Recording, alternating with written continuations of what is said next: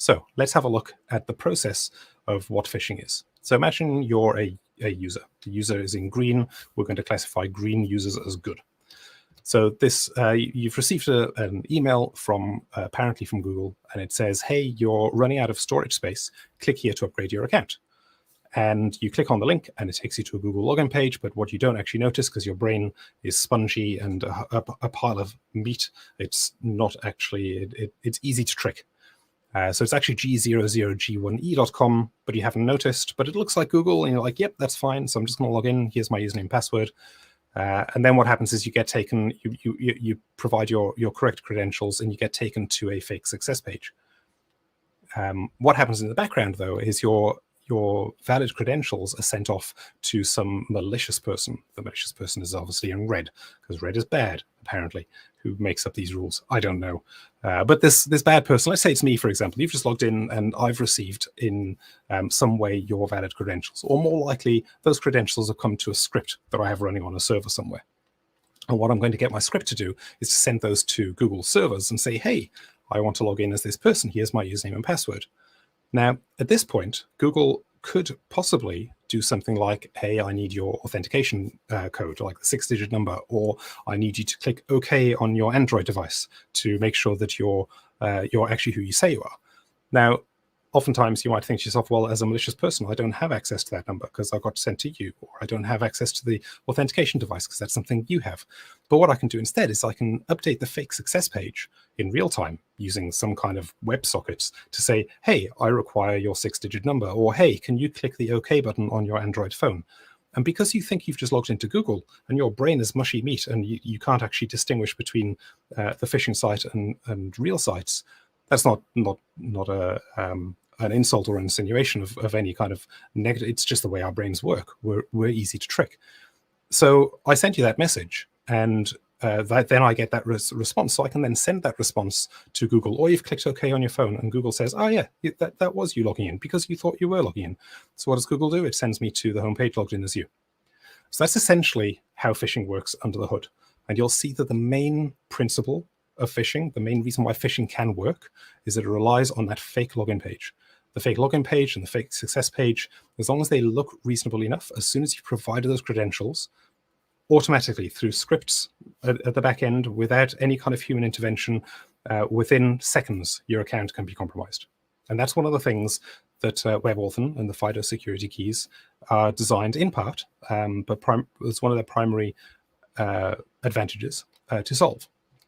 So let's have a look at how WebAuthn actually works. This is the juice. This is what you came for. All right, so we're now going to go to purple because we're not going to insinuate good or bad. This is just generally operating websites on the internet. So you've come to this new site and you want to create an account. So traditionally what you do is you click on the create account button and it will give you a form that says, please enter your username and your password again, just in case you can't type it properly, and then maybe some other details. With WebAuthn, what you do instead is you send a request to a server saying, hey, I want to create an account for Ben. So you provide that in advance already. So what you do is you get a form that says, enter the username you want to use. You hit register. And what happens then is that the web application that you're trying to create an account on will send a message to the backend server, the API, or the backend to a regular web application and say, hey, we want to create a new user with the username Ben. So the web application is then going to generate some kind of challenge. And this is basically a cryptographically randomly generated string. There's nothing really in here other than a bit of string. And basically the challenge is to sign that string in some way. And as we work through the process, you'll see how that all ties together. So we've got this random string, essentially. Meanwhile, the server has created a record for a user. It's an incomplete record so far. It's just basically said, creating user Ben, and we've sent them this challenge. So that challenge gets sent back to the web browser, and the web browser will then use the navigator.credentials API, which is built into most of the latest browsers nowadays. Navigator.credentials is basically the API component that talks to FIDO security keys, or WebAuthn keys, if you want to call them that. So basically, phishing is a type of online scam? Yes, definitely. Very, very much a scam. So two-factor authentication can be a savior in these kind of scenarios. I'm not sure which scenario you mean there, Surav. One of the issues with phishing is you can actually still phish that second factor in some way. Like I mentioned, if Google sent you an SMS and I tricked you into giving that to me through the fake page, there's still a way there for me to get through. It certainly makes you a lot more secure. I'm not saying don't use multi-factor authentication or multiple factors. They definitely all add layers onto that security model. But in cases where you need to be absolutely 100% certain that phishing cannot happen, that's where a FIDO security key or WebAuthn will come in useful. So we're going to call this navigator.credentials endpoint, we're going to call the create method on it. And into it, we send the challenge. That's the part in the middle there with the question mark on it. So that's the challenge we got from the server. The other thing that the browser is going to add into that request is the web origin. And the web origin is basically the domain of the website you're looking at. So that'll be google.com, for example. On this case, we're trying to create an account on yourwebsite.com. So this will be yourwebsite.com. And here's the challenge. And those get sent into the FIDO security key.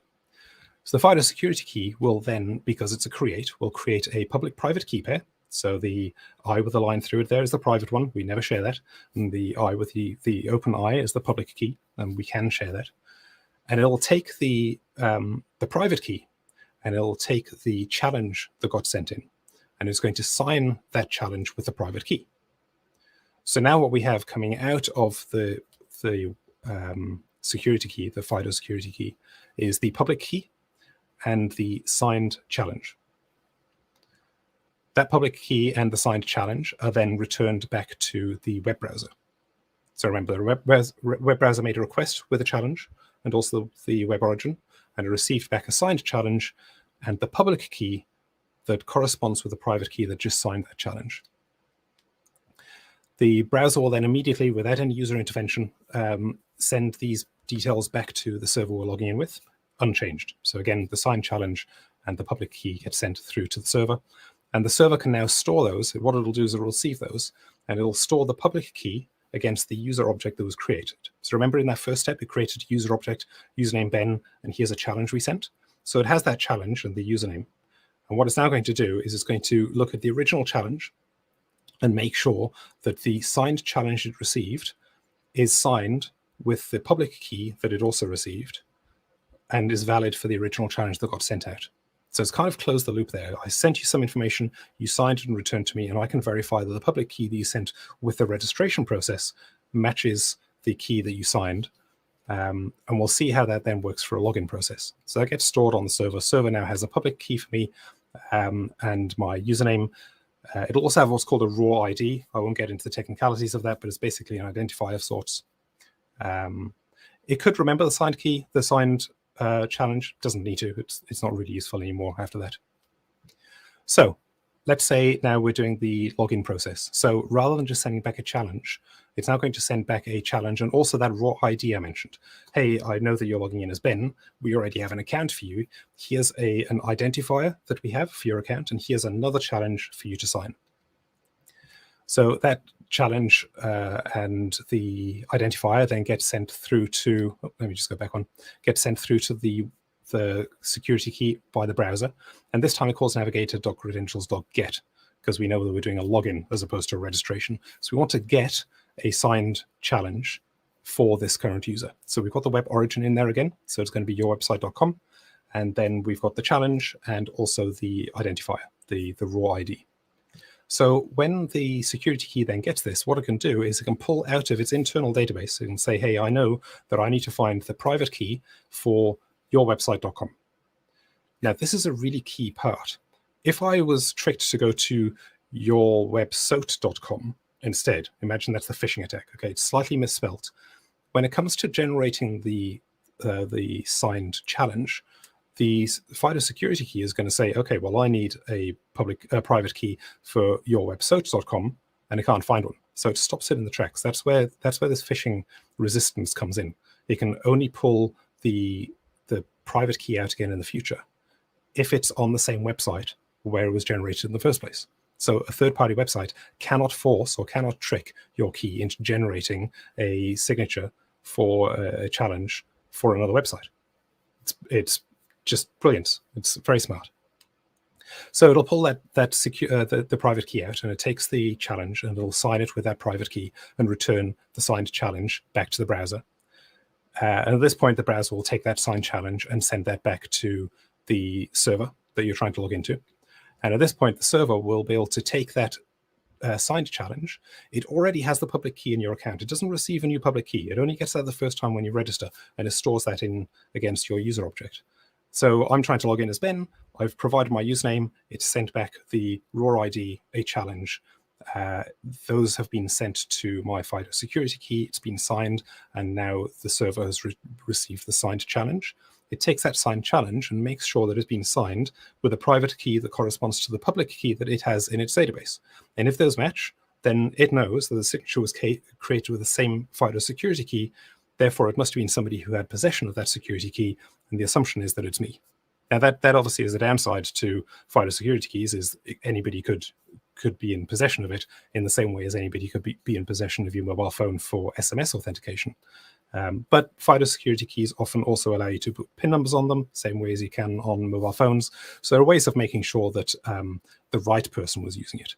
But essentially, what we've managed to do here is use one of these FIDO security keys to create an account and to log in to that account again via public-private key signing, and ensuring that the same key is used every time the person logs in the future. And you can see when I mentioned before about changing your security key, if I had one security key and I wanted to change to another, or even add a second, you can have multiple keys to be able to log into a system. You would have to go through this registration process again for every key that you wanted to register against your user account. So there's a couple of steps involved, but it's fairly straightforward. And one of the things I love most about this is that the user interface or the user experience for your end users. Imagine this is, I don't know, some person in your life that you know who's not very familiar with computing, hates remembering passwords, doesn't remember how to, like, they type the URL they want to go to into the Google search box instead of the address bar. None of these things are wrong. Most people don't know computers inside out. But using a FIDO security key for people like this is actually not that hard to do, because all they've got to do is remember to stick this key in the side of their computer, and when they're prompted to, press a little button, and it just works.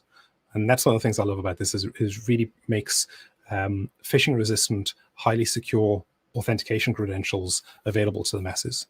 So there are still a couple of teething issues in some of the browsers. It's definitely getting a lot better. First time I started looking into WebAuthn was about 18 months ago, and we're so much way ahead of where we were back then. Some browsers, for example, I run Linux on my laptop, and there are some features of WebAuthn that don't work for me because of the various browser compatibilities across the platforms. But if you're on Microsoft Windows or Apple OS, what's the MacBook one? macOS. That's the one. They keep changing it. It used to be something else. I know it was iOS who changed their names. Anyway, I ramble. I tend to do that a lot, rambling. The user experience is so much easier on those.